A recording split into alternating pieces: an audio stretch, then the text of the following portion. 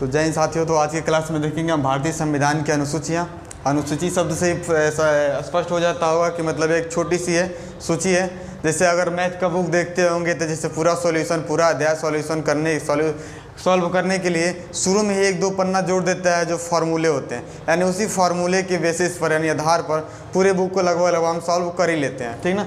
Same उसी तरह समय इसको हम संविधान का फार्मूला भी कह सकते हैं, क्योंकि जो संविधान अक्सर देखेंगे ऐसे मान लीजिए खोलेंगे संविधान को तो 2-4 पन्ना इसमें ऐसा जोड़ दिए गए होंगे कि मतलब लगभग कि संविधान में आगे क्या है क्या नहीं है उसमें अनुसूची देखकर आप पता लगा सकते हैं, ठीक ना। हम उन्हीं अनुसूचियों को बारे में पढ़ेंगे आज। हम इसकी पिछले वीडियो में भी बताएं आपको कि भारतीय संविधान में कितनी अनुसूचियाँ हैं। मूल संविधान में क्वेश्चन क्या बनता है ऑब्जेक्टिव कि भारत के मूल संविधान में कितनी अनुसूचियाँ हैं, तो 8 हैं, और वर्तमान में कितनी हो गई हैं, तो 12 हो गई हैं, ठीक। इसको हम पेयर वाइज पढ़ेंगे, ठीक ना, जोड़ा जोड़ा बना के। तो यहाँ पर हमने लिख दिया है, चाहे तो आप स्क्रीनशॉट ले सकते हैं और आसानी से भी समझ में आ जाएगा, ठीक ना। तो देखिए पहले अनुसूची पर हम डिस्कस करते हैं। इसमें कहा गया है कि प्रथम अनुसूची में पिछली वीडियो में हमने बताया था कि जब आर्टिकल 1 का जो बी था उसमें कहा गया था कि भारत राज्यों का संघ है, और बी वाले में क्या गया था कि जो राज्यों का संघ है इनकी सूची आपको देखना है तो भारतीय संविधान के पहले अनुसूची में जाइए। तो उसी पहले अनुसूची में कहा गया होगा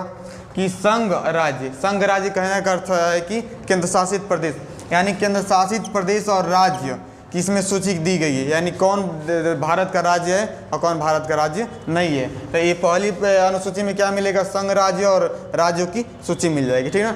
अब इन राज्यों को चलाने के लिए भाई कुछ अधिकारी तो बनेंगे, कुछ पदाधिकारी होंगे, तो उन पदाधिकारियों की वेतन की बात की गई है। दूसरे अनुसूची में किसकी बात की गई है, जो भी राष्ट्रपति हो गए, न्यायाधीश हो गए, राज्यपाल हो गए, ठीक ना, ऊपर न्यायाधीश हो गए, जितने भी लोग सभापति, लोक सभापति जो भी हैं, उनके वेतन और भत्ते की बात की गई। भाई उनकी वेतन कितनी दी जाएंगे, फिर बाद में उनको पेंशन कितनी दी जाएगी, ठीक। तो पहले वेतन की बात की गई। अब फिर अब भाई वेतन की तो बात हो गई, तो अब भाई वो कार्य करेंगे तो काम ईमानदारी से करेंगे कि नहीं करेंगे, उनके लिए आप उनको शपथ दिलवाया जाता है। देखते हैं कि अभी चुनाव चल रहा है, चुनाव जो जीतेगा वो जाएगा दिल्ली में, चाहे वहाँ पर क्या करेंगे, शपथ लेंगे लोग। तो शपथ की बात किसमें की गई, तीसरी अनुसूची में, कि कौन पदाधिकारी कैसा शपथ लेगा, ठीक।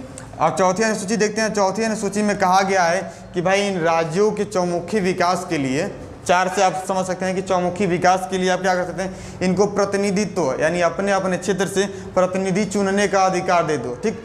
यानी जो अपने अपने क्षेत्र से प्रतिनिधि चुने जाएंगी और जो वहाँ की जनता चुन कर क्या करेगी, उनको राज्यसभा में भेजेगी।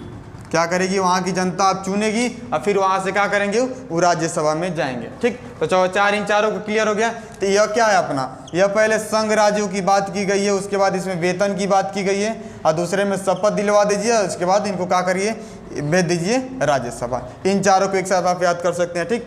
अब इन सबको देखते हैं, यह हमारे मूल में है और बाकी 4 क्या हैं, बाद में हम लोगों ने बनाया, ठीक। तो 5वीं अनुसूची में कहा गया है इसमें कुछ विशेष समुदाय हैं, SC और ST, अक्सर SC ST एक्ट आपने सुना होगा।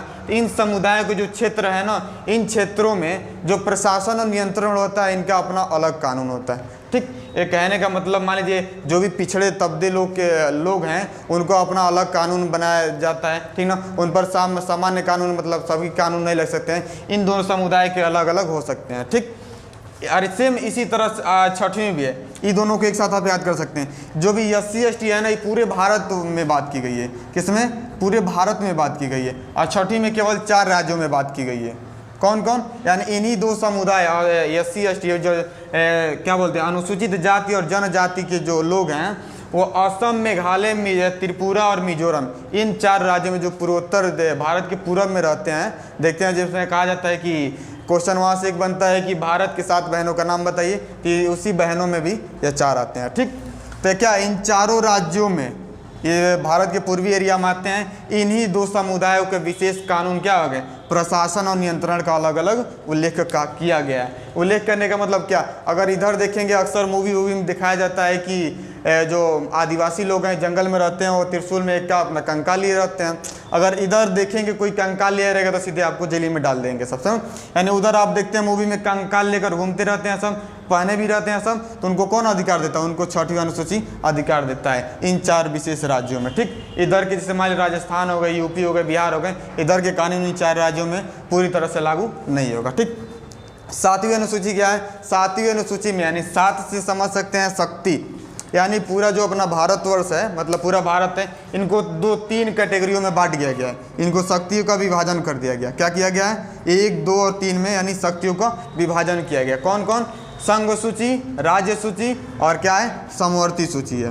ठीक, अब समवर्ती सूची जैसे आपने पढ़ा है भाग के अंदर क्या है? अनुच्छेद है। ठीक ना, यानी अनुच्छेद क्या है? उसी तरह इन संघ सूची, राज्य सूची या समवर्ती सूची में क्या है? विषय है। क्या है? विषय है।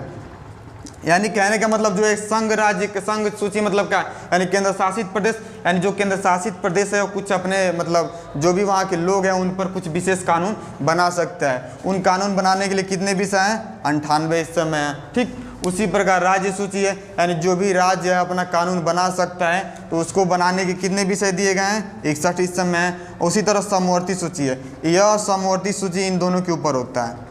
क्या होता है? इन दोनों के ऊपर होता है। ठीक ना, यह केंद्र सरकार होती है। ठीक ना, इसको कितने विषय दिए गए हैं? इसको 52 विषय दिए गए हैं। इसको समझे। और 8वीं अनुसूची में कहा गया है, इसमें शक्ति का विभाजन, इसमें 2 समुदाय की बात की गई है विशेष, कैसे प्रशासन चलेगा, कैसे नियंत्रण होगा। और 8वीं अनुसूची में कहा गया है कि भारत में जितने भी मान्यता प्राप्त हैं भाषाओं के, यानी जितने भी मान ली हिंदी हो गए, इंग्लिश हो गए, जितने भी भाषाओं की मान्यता प्राप्त की गई है उनकी सूची 8वीं अनुसूची में रख दी गई है। इस समय कितने हैं? 22 हैं। पहले 18 थे, इस समय बढ़ा के 22 कर गए। ठीक ना, यह तो थे हमारे मूल संविधान में। अब 4 में से अलग अलग संविधान संशोधन किए गए और उनको 4 जोड़ा गया। उन चारों को पहले हम देखते हैं। तो 9वीं में क्या है? अब देखिए 8 वो समझ गए, वो तो हमारे मतलब जो मूल संविधान में था और इनको हमने अपने अनुसार अपने ज़रूरत के लिए बनाया। अब देखिए इन चारों में क्या है? क्वेश्चन एक बनता है कि जो भारतीय संविधान का जो पहला संशोधन किया गया और उस पहले संविधान संशोधन में क्या जोड़ा गया और किस में बदलाव हुआ। ठीक ना, तो भारतीय संविधान का जो पहला संविधान संशोधन हुआ अनुसूची में ही हुआ।